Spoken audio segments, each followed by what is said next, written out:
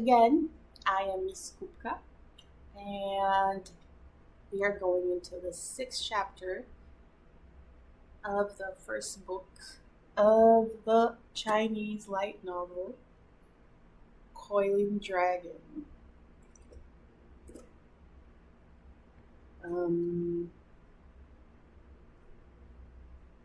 let's go. Book 1, Chapter 6, Coiling Dragon Ring, Part 1. Underneath the setting sun, the rosy clouds seemed to cover half the sky, casting their red hue upon the entire world. Cleaning the ancestral hall is pretty easy. Departing the ancestral hall, Lily had to admit that he had overprepared. He had slotted an hour for this job, but in just 15 minutes he was finished cleaning.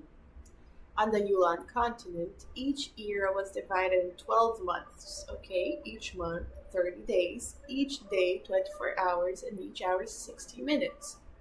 Most noble families owned grandfather clocks and were able to accurately tell time. Some extremely wealthy or extremely high status individuals might even own meticulously calibrated wristwatches. The ancestral hall is cleaned every month. Frankly speaking, in just a month, the ancestral hall won't get too dirty. All I have to do is just casually wipe it down. I have almost an hour before training starts. What should I do? Bored, Lindley looked around in all directions. The ancient Baruch mansion had 5,000 years of history. The front courtyard is cleaned every day, but the rooms in the much larger back courtyard, aside from the ancestral hall, were all covered in dust, and even the walls were cracked. Wild grasses and dark green. I don't know how to pronounce this. Fine, here. Lichen? That's my guess.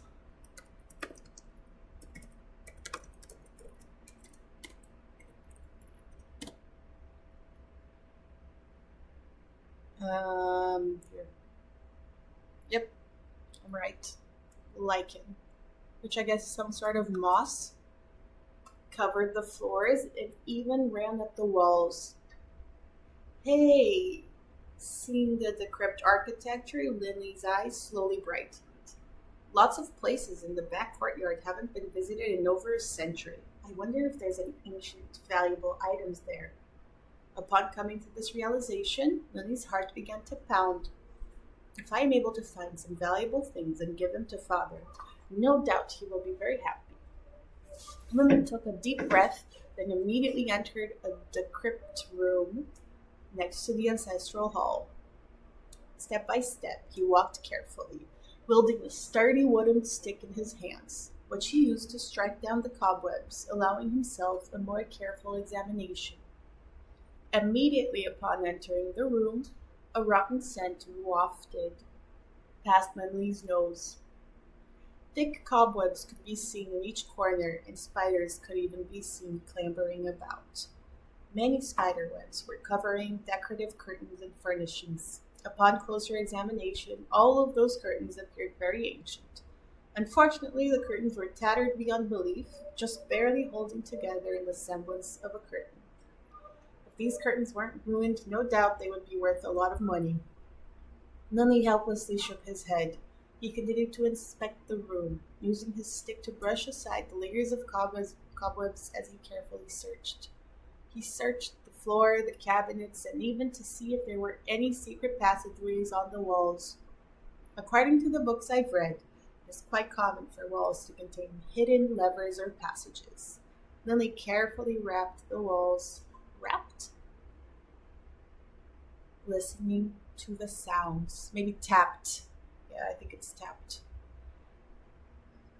Lily very much enjoyed this feeling of searching for treasures in the ancient room, but he had forgotten something. If he could come up with this idea, wouldn't his father, his grandfather, and the other elders of the Baruch clan also have thought of this?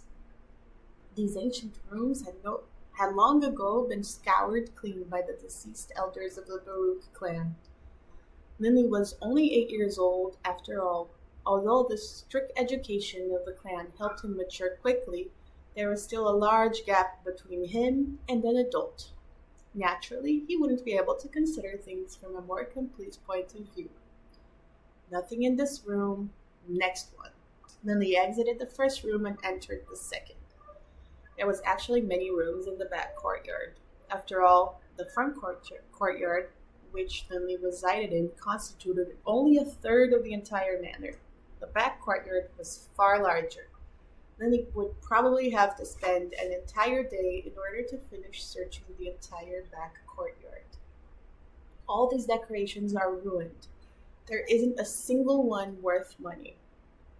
Lily exited yet another empty room. He stared up at the sky. Looks like it's almost time for training. I have another 15 minutes or so at most. Lily turned his head around and stared at an extremely large room. I'll just look at that last one, that big one. I'll spend about 10 minutes searching. If I can't find anything, I'll go off to training. Having made up his mind, Lily raced towards the large room. This ancient room was much larger than even the main hall in the front courtyard. Stepping inside, Lily carefully scrutinized the place. I bet hundreds of years ago this was a dinner hall for our Baruch clan.